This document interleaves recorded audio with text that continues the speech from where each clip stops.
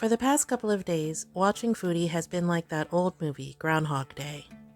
She turns on a live stream, she coughs, complains about being sick, gets high, complains about her audience, complains about reaction channels, goes offline, and then does it all over again. And that's pretty much it. You're all caught up. Just kidding. In this video, I wanted to take a closer look at how some of Foodie's bad decisions are starting to pile up. Let's get started.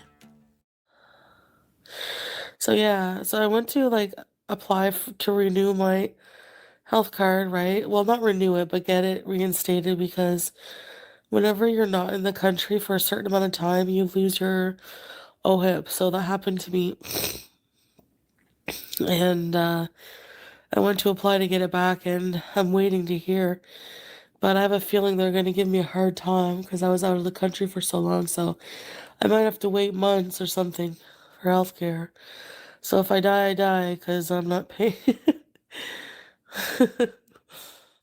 Okay, so the dumbest thing about this particular bad decision is that it's been months, not weeks or days, in the making. After everything happened with Pause Kuwait, Foodie popped up in Canada in the beginning of June. She had an entire month before Syria to get this OHIP stuff cleared up. The whole trip to Syria was just a vacation. She went with 2 suitcases, and I think one of them was a carry-on. Everything was left back at SME's, so Canada was always the plan. If she had filed for her OHIP back then she'd be fine now. They're like, "Oh, well, if you need, the hospital, just go and pay, and then we reimburse when you become eligible." No. How about no, thank you?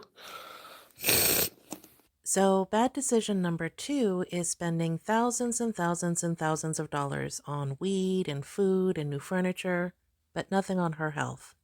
In my last video, I talked about how Foodie has to worry about whatever she's got turning into pneumonia. Some of the comments that I got were that I just don't understand. She doesn't have the money for a doctor or the emergency room.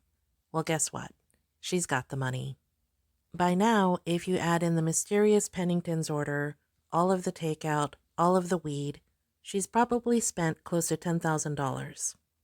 If you don't believe me, then wait until the Indian food mukbang. Even without her OHIP, Foodie can go to a walk-in clinic and be seen as uninsured.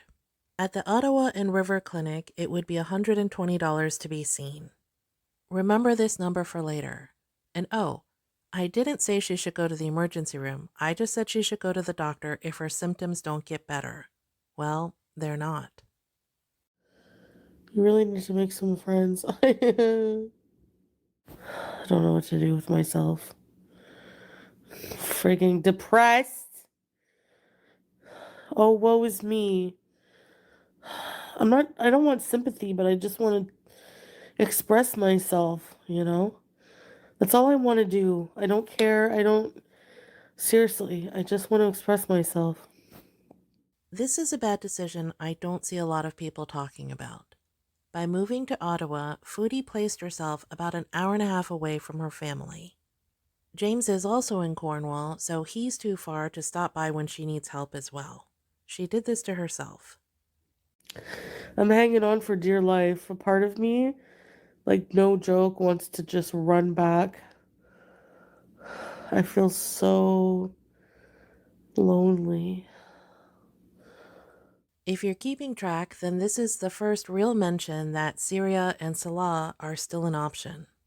It won't be the last, though, so the bad decision here is telling the whole divorce story. It's pretty clear that Salah is not gone out of the picture, not at all. I don't vape. I stopped vaping yesterday. Like I didn't vape yesterday either, I don't think, did I? A big part of why Foodie isn't getting better is because, yeah, she probably still is vaping. If you watch her last couple of live streams, she goes dark and comes back coughing, just like she did before when she was vaping on camera.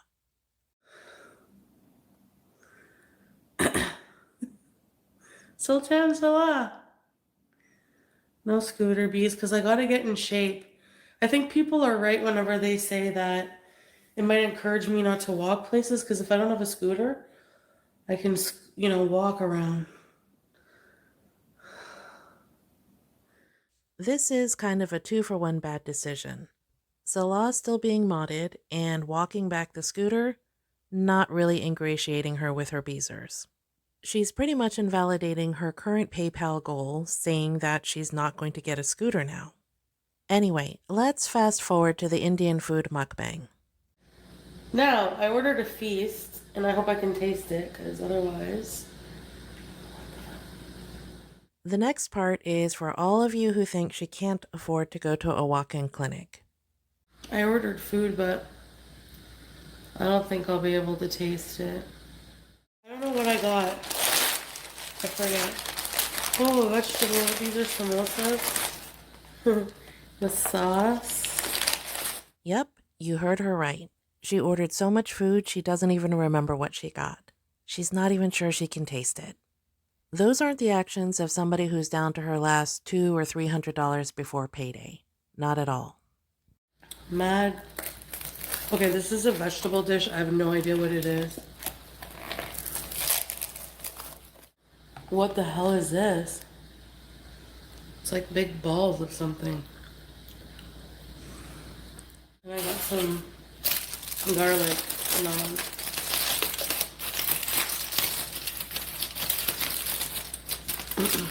Garlic naan. Yeah, I think it's Malay kofta. You're right. I think that's what it is. I'll spare you the rest of the unboxing because by this point she was so high she was slurring her words. All in all, she got 5 items from a local Indian restaurant in Ottawa. When I went into DoorDash to see how much Malai kofta generally is, this is what came up. Now, believe it or not, this is actually the cheapest Indian restaurant with these different items. So, on a whim, Foodie spent about $70 on Indian food that she said she may or may not be able to taste. If that's not a bad financial decision, I don't know what is. So, yeah, Foodie can afford to go to a walk-in clinic. We're at least 2 weeks away from her next payday, and I can guarantee you that that is not the last takeout you'll see. I think you can see where I'm going with all of this. You can open up any single one of her live streams, and it'll just be bad decision after, well, you get it. I really do think that the worst decision of all is yet to come. As we all know, her loneliness can lead her to be pretty unhinged. Here she is talking about it today. I feel like, should I just try to get used to the loneliness and be by myself? Or should I either move in with Pete's or go back to Syria? I know this is a rhetorical question, but how is Syria still on the table if they're really broken up? And if I go back to Syria, your channel's gonna tank if you go back to Syria. Well, whatever then. I mean, what do you want me to say?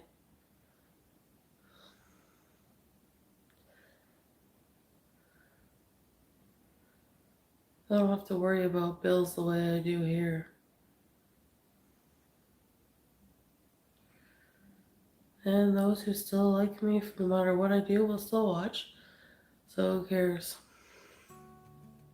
And now you're really caught up. All in all, it kind of seems like Foodie's House of Cards is starting to take a tumble. Whether it's a medical emergency from procrastinating too long or a financial emergency, it all remains to be seen. One thing's for certain though, going back to the Middle East would probably be the biggest, worst decision ever. Drop me a line in the comments and let me know what you think. I'd love to hear from you.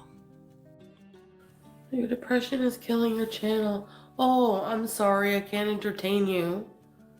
Like, why would I give a shit about that, Peppermint?